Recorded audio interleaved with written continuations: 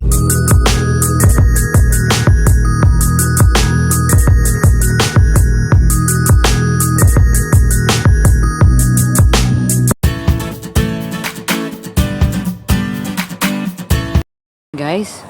paano mag-dark mode sa YouTube apps?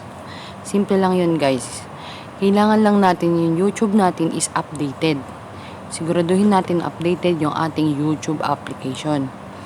Pagkatapos, punta na tayo sa YouTube apps.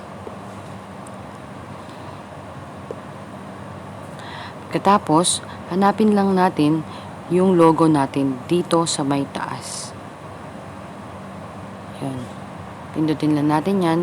Lalabas yung turn on incognito, add account, your channel, YouTube studio, time watch, hanggang yan, and so on and so forth.